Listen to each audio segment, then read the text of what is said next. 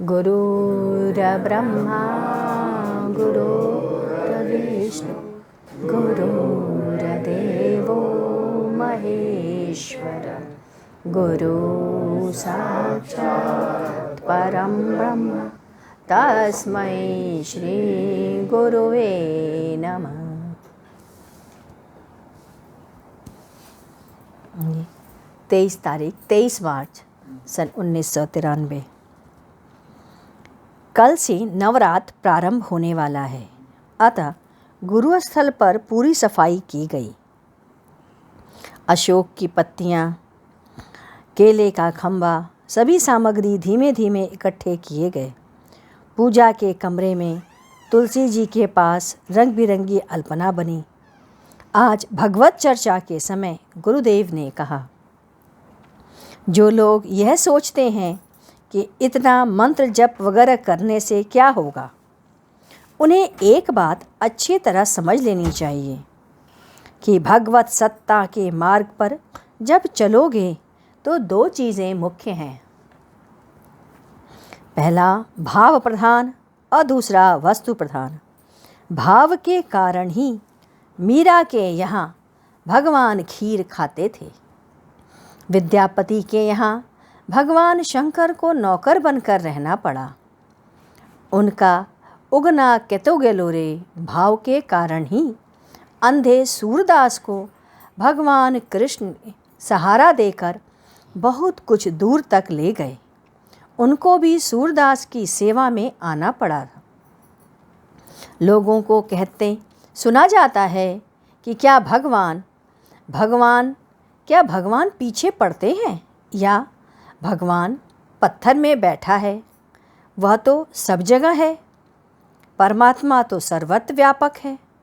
यह सही है, परंतु उसका बोध होने के लिए पहले तुम्हें साकार रूप की आराधना करनी है। परमात्मा संसार में है और संसार परमात्मा में है। यदि तुमने संसार छोड़ दिया तो परमात्मा तुम्हारे साथ है। जल में तरंगे हैं, तरंगों में जल तत्व है। पुनः तरंग जल में विलीन हो जाती है। वैसे ही परमात्मा का स्वरूप है। एक घटना अखबार में आई थी कि सूरत में एक शिव मंदिर है। उस मंदिर को कुछ मुसलमानों ने तोड़ने के इरादे तक उस पे धावा बोल दिया। शिवलिंग में से असंख्य भंवरे निकले और उन पर टूट पड़े। वे सभी भागे, कुछ बहुत ज़्यादा घायल हो गए। उस शिवलिंग में बहुत से छोटे छोटे छेद आज भी दृष्टिगोचर होते हैं। जब आप उपासना कर रहे थे तो कहीं कुछ नहीं था। जब वे मूर्ति तोड़ने आए तो उसमें से असंख्य भंवरे निकले। यह उसका भाव है। भाव के कारण ही शक्ति प्रस्फुटित होती है।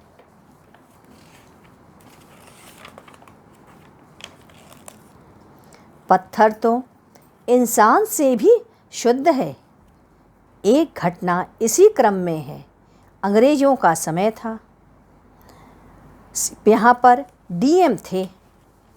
एक पंडित के मकान के पास रह रहे कुछ मुसलमानों ने डीएम से कहा, पंडित रोज़ प्रातः और शाम घंटी बजाता है और पत्थर की मूर्ति रखकर पूजा करते हैं। अल्लाह तो सब जगह बैठा है। उनसे कहकर मूर्ति हटवा दी जाए। डीएम पहुंचा, पंडित जी से ऐसा करने को कहा। तुम क्या पत्थर की मूर्ति की आरती करते हो? भगवान क्या सुनेगा? अरे वह तो सभी जगह व्याप्त है। पंडित जी ने एक डीएम हुक का पुतला बनाया और उसे जूते की माला पहनाई। उस पर लिखा हुक मूर्ख है और चारों तरफ घुमाया। उसको जूते से मारता जाता था। खबर हुक को लगी। उसने पंडित को पकड़वा के मंगवाया। उसने पूछा, ये क्या कर रहे हो? मेरी बेइज्जती करते हो? उसने कहा, यह तो पुतला है, कोई हुक थोड़े ही है। और ऐसा कहते हुए उसने उनके सामने 2 जूते और मार दिए। हुक, तुम तो मुझे अपमानित कर रहे हो। तब पंडित ने कहा, इस पुतले का इस पत्थर पे जूते मारने से आपको तकलीफ होती, तो मैं पत्थर के भगवान की आरती करूँगा तो वह कितना प्रसन्न होगा। प्राय लोग कहते हैं, अरे उसने मूर्ति तोड़ डाली, अगर भगवान होते तो कुछ करते ना। आपका बच्चा है, बहुत उद्दंड है, बहुत बदमाश है, बदमाशी करता है, आप क्या करते हो? अभी बच्चा है, ना समझ है। वैसे ही भगवान है, किसी को समझ नहीं है कि वह क्या कर रहा है, तो वह भी शांत बन करके बैठा हुआ है।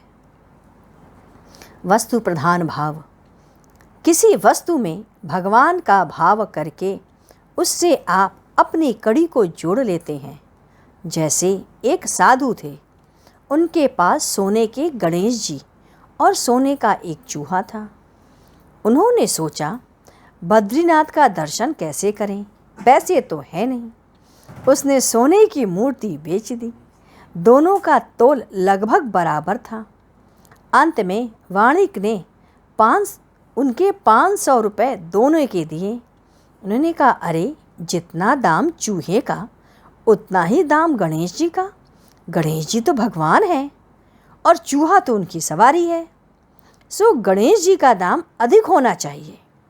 वणिक ने कहा, मैंने तो सोने को तौला है और सोने के हिसाब से दाम दिया है। कहने का भाव यह है कि साधु के लिए तो गणेश जी भगवान है, चूहा सवारी है, परंतु वणिक के लिए तो वह केवल ही सोना है। उसके पश्चात हम सब ने नाभि चक्र पर, जो कि अग्नि तत्व है, जठराग्नि है, उसके सब चीज़ें जो भस्म हो जाती हैं, माँ अंबिका अपने रौद्र रूप में त्रिशूल धारण किए खड़ी हैं। उनके पैर के तल पे चारों तरफ से अविचर अग्नि निकल रही है, इसका ध्यान करें। अपने हृदय चक्र पर माँ अंबिका के लक्ष्मी के रूप में पद्मासन पर विराजमान हैं। कमल दल हाथ में लाल रंग के खिले हुए, किंचित हास्य लिए 4 भुजा युक्त, एक भुजा में धन ऐश्वर्य संपत्ति देते हुए, दूसरे हाथ में अभय प्रदान करते हुए वह विराजमान है, इसका ध्यान किया है। स्वर्णमयी माँ लक्ष्मी का ध्यान हम सब ने किया। आज्ञा चक्र के दोनों भवों के बीच में स्वर्ण सिंहासन पर भगवान राम विराजमान हैं। मर्यादा पुरुषोत्तम, नीति के पोषक, अन्याय का हनन करने वाले प्रभु श्री राम, जगत जननी माँ सीता के साथ विराजमान। सिंहासन में अलौकिक प्रकाश, उनके दिव्य ज्योति का क्या कहना। वे आपके द्वारा दिए गए या पढ़े गए राम रक्षा स्तोत्र को सुन रहे हैं और आप उनका ध्यान करें। इसके पश्चात आता है 24 तारीख 24 मार्च सन 1993 1993। आज से नवरात्र प्रारंभ हुआ। कलश स्थापना गुरु स्थल पर हुई। सभी महिलाएं और पुरुष वर्ग प्रातः 6 बजे तक वहां पहुंच गए। सभी ने एक साथ संकल्प लिया। 5 माला गायत्री जप, 11 बार राम रक्षा स्तोत्र पुरुषों ने और लक्ष्मी मंत्र और 11 बार राम रक्षा स्तोत्र महिलाओं ने संकल्प लिया। मन में नवरात्रि के समय गुरु स्थल पर ही रहना, सोना, अन्न और जल ग्रहण करना, 9 दिन तक वहीं रहने की इच्छा बनी हुई थी। सो गुरुदेव ने उसे पूरा किया। मैं लगातार 9 दिन तक वहीं पर रहा। उसी स्थान से ऑफिस जाता था। जो कुछ खाने के लिए मिलता था प्रसाद स्वरूप प्राप्त करता। इसी प्रकार 10वें दिन हवन के पश्चात 2 तारीख की शाम हम लोग घर लौटे। घर लौटने की कोई उत्सुकता मन में नहीं थी, लेकिन घर तो जाना ही था। परिवारजन थे। कम से कम इसी तरीके से सनय सनय घर के प्रति मोह समाप्त हो। खैर, यह तो बातें हैं, जैसी गुरु की इच्छा। सायंकाल गुरुदेव ने सत्संग के समय कहा, संत महापुरुषों का यदि अवतरित होता है तो सभी अपने अपने भ्रम को डाले रखते हैं। कृष्ण और राम दोनों ने कभी भी इस बात की जानकारी नहीं दी। दोनों लक्ष्मी तत्व से ओतप्रोत हैं, मात्र पति पत्नी के रूप में रहते हुए भी अंत में उसी में विलय हो जाते हैं। रुक्मिणी को कृष्ण ने कभी इस बात का एहसास नहीं होने दिया कि वह लक्ष्मी स्वरूप हैं। ऊपर की सत्ता भी ऐसी ही होती है, धर्म से युक्त रखती है। पतिव्रत धर्म से स्त्रियों आदर्श प्रेम रहता है और मृत्यु के उपरांत उसी में वह विलय हो जाते हैं। गुरुदेव शायद कुछ और कहना चाह रहे थे, परंतु हम सब एकाग्रचित्त होकर ध्यान से उनके प्रसंग की धारा को समझने का प्रयास कर रहे थे।